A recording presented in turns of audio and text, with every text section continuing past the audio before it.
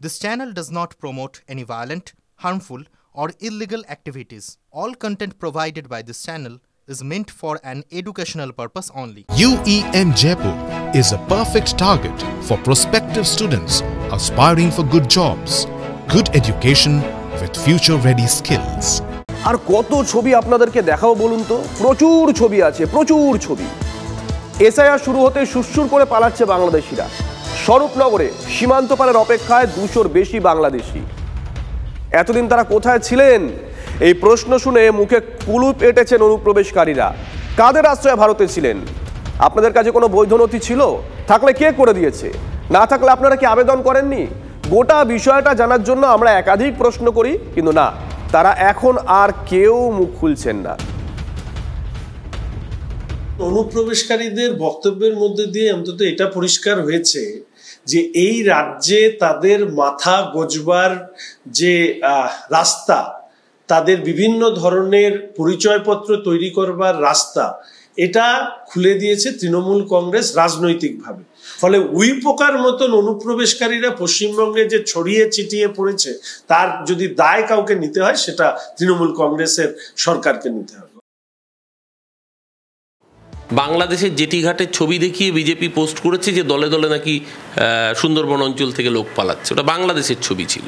জোড়াবাগান জোড়াসাঁকো অঞ্চলে একের পর এক জায়গায়, সেই জায়গায় কার্যত বিএলওরা যখন গেছেন 40%-এর বেশি মানুষ তারা অনুপস্থিত। কেন অনুপস্থিত? তারা বিহারের নির্বাচনে ভোট দিতে গেছেন। তাহলে এবার কি ঘুরিয়ে পরিকল্পনা করা হচ্ছে যে বিহারে যেহেতু ভোট হয়ে গেছে, বিহারের ভোটের পরে এক লপ্তে নাম বাংলায় তোলা হবে বিহারিদের।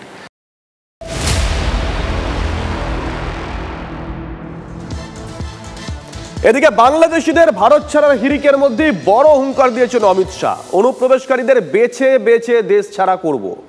দেশের সুরক্ষার জন্য অনুপ্রবেশকারীরা বিপজ্জনক। কয়েকটি দল অনুপ্রবেশকারীদের বাঁচানোর চেষ্টা করছে। কয়েকটি রাজনৈতিক দল এসআইআর এর বিরোধী। নাম না করে তৃণমূল সহ এসআইআর বিরোধীদের তোপ স্বরাষ্ট্রমন্ত্রী। দেশের গণতান্ত্রিক ব্যবস্থাকে কলুষিত করছে অনুপ্রবেশকারীরা। গুজরাটে একটি অনুষ্ঠানের মঞ্চ থেকে এসআইআর নিয়ে তৃণমূল সহ বিরোধীদের এভাবে নিশানা করেন অমিত শাহ। और घुसपैठ को रोकना न केवल देश की सुरक्षा के लिए जरूरी है, देश की लोकतांत्रिक व्यवस्था को प्रदूषित होने से बचाने के लिए भी घुसपैठ को रोकना जरूरी है। मगर दुर्भाग्य की बात है, कुछ राजनीतिक दल एक घुसपैठिया हटाओ का जो अभियान है, इसको निर्बल करने में लगे हैं। और वो राजनीतिक दल चुनाव आयोग द्वारा जो एसआईआर की प्रक्रिया चल रही है, मतदाता सूची का शुद्धिकरण जो चल रहा है, इसका खिलाफत कर रहे हैं।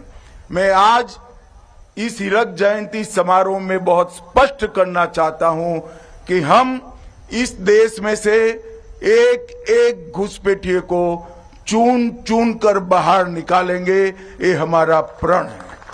इस देश के किसी भी राज्य का मुख्यमंत्री कौन हो, देश का प्रधानमंत्री कौन हो, वो निर्णय केवल और केवल भारत का नागरिक कर सकता है।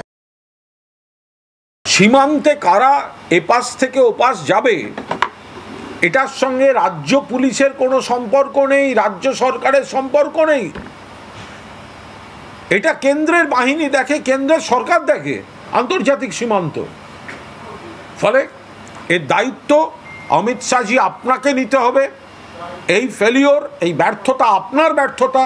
আপনি যতগুলো অনুপ্রবেশকারীর মুখ দেখাবেন, ততবার অমিত শাহের বিএসএফ এর ব্যর্থতা প্রমাণিত হবে। নির্বাচন কমিশন এসআইআর এ যা করতে চাইছে সেটা নির্ভুল ভোটার তালিকা নয়, সেটা হচ্ছে নাগরিকত্ব ঠিক করাটা নির্বাচন কমিশনের অতএব ঘাড়ে পড়ল। এটা নির্বাচন কমিশনের কাজ না। অমিত শাহ দপ্তরের কাজ নাগরিকত্ব নির্ধারণ করা। এই অপরাধ যদি কিছু থেকে থাকে, সেই অপরাধ অমিত শাহ আর নিজের অযোগ্যতাকে ফেলে দিচ্ছে নির্বাচন কমিশনের ঘাড়ে। বলছে ঘুষপেটিয়া সব চুন চুনছে, তাদের সবাইকে ডিলিট করে ডিপোর্ট করা হবে।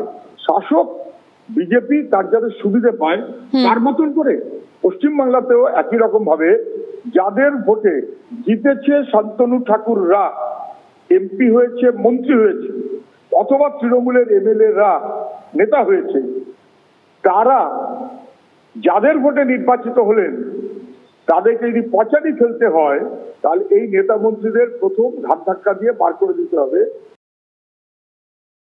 অমিত শাহের তো দুটো সত্তা রয়েছে। একটা সত্তা হচ্ছে ভারতবর্ষের স্বরাষ্ট্রমন্ত্রী, রাষ্ট্রীয় সুরক্ষা ওনার একটা বিরাট বড় রেসপন্সিবিলিটি। সেখান থেকে যে দৃষ্টিভঙ্গি নিয়ে যিনি বলছেন যে অনুপ্রবেশকারীরা ভারতীয় রাষ্ট্রীয় সুরক্ষার জন্য অত্যন্ত বিপজ্জনক, এতে সন্দেহের অবকাশ আমার মনে হয় ভারতবর্ষে কারোরই নেই, আনলেস আনটিল উনি রাজনৈতিক সত্তা যে দু চারটে পলিটিক্যাল পার্টির কথা উল্লেখ করার চেষ্টা করেছেন বা বলেছেন, সেই রাজনৈতিক দলের যদি অনুসারী না হয়। কারণ এরা রাষ্ট্রীয় সুরক্ষা, নিজেদের ভোটের এজেন্ডা দুটোকে গুলিয়ে ফেলে। এটা তো নিঃসন্দেহে বিপজ্জনক একটা টার্ন। তো আমার মনে হয় দেশের রাষ্ট্রীয় সুরক্ষার যে ব্যবস্থা সিস্টেম রয়েছে, they will take care of it.